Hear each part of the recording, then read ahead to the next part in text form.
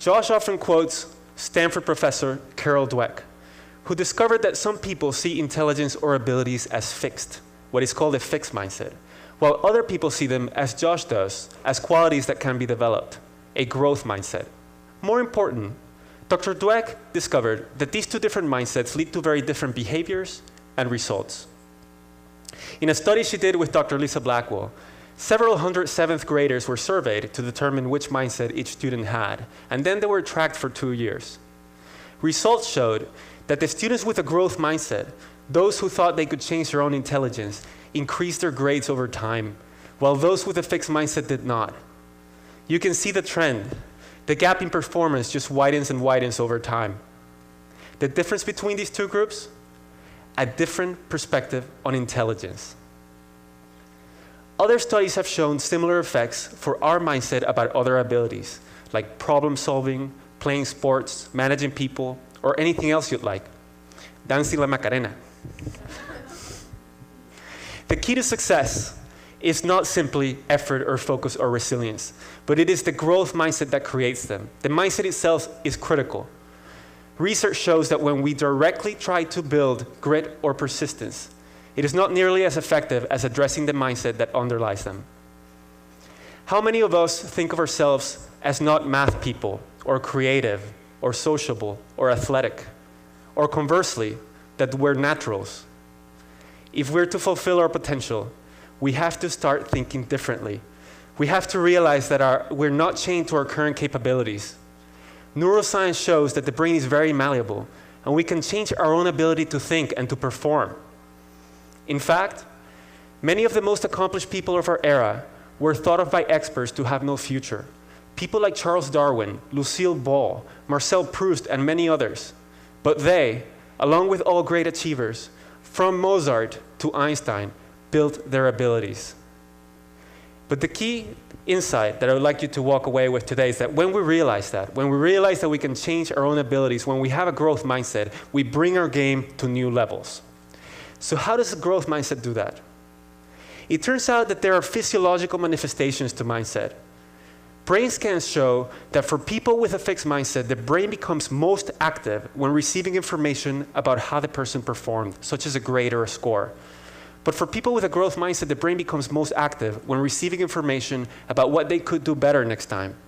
In other words, people with a fixed mindset worry the most about how they're judged, while those with a growth mindset focus the most on learning.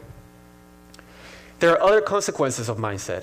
People with a fixed mindset see effort as a bad thing, something that only people with low capabilities need, while those with a growth mindset see effort as what makes us smart, as the way to grow.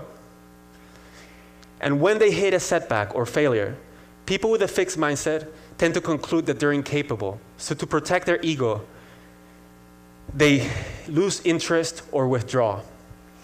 We observe that as lack of motivation, but behind it is a fixed mindset. Whereas people with a growth mindset understand that setbacks are part of growth. So when they hit one, they find a way around it, like Josh Waitzkin did when he lost in chess or in martial arts. Research clearly shows these effects of mindset. In one study that Dr. Dweck did with Dr. Claudia Mueller, they had children do a set of puzzles. And then they praised the kids. To some of the kids, they said, "Wow, that's a really good score. You must be smart at this." That's fixed mindset praise because it portrays intelligence or abilities as a fixed quality. To other kids, they said, "Wow, that's a really good score. You must have tried really hard." That's growth mindset praise because it focuses on the process. Then they asked the kids, "Okay, what kind of puzzle would you like to do next? An easy one or a hard one?"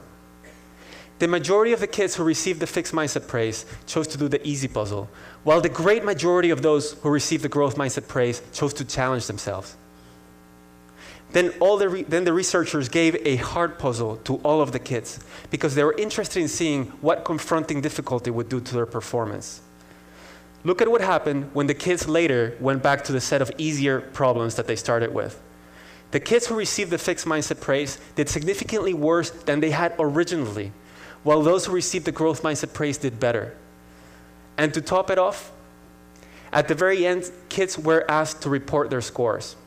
And the kids who received the fixed mindset praise lied about their scores over 3 times more often than those who received the growth mindset praise. They did not have another way to cope with their failure. The difference between these two groups? One short little sentence. How often do we praise kids for being smart or for being great at something? We've been told that this will raise their self-esteem, but instead, it puts them in a fixed mindset. They become afraid of challenges and they lose confidence when things get hard. As Josh Waitzkin says, it is incredibly important for parents to make their feedback process related, as opposed to praising or criticizing talent. If we win because we're a winner, then when we lose, it must make us a loser. These studies show not only the mechanisms by which mindset affects performance, but they also show something else that's very important. They show that we can change mindsets. And that's important because most of us have fixed mindsets about something. Another study that showed that we can change mindsets is one in which Dweck and Blackwell did a workshop with 7th graders to instill a growth mindset in them. As a result of the workshop, the students gained more interest in learning and they worked harder. And as a result of that, their grades improved. There's a lot that we can do to change mindsets.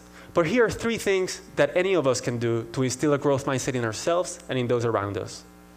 First, recognize that the growth mindset is not only beneficial, but it's also supported by science. Neuroscience shows that the brain changes and becomes more capable when we work hard to improve ourselves.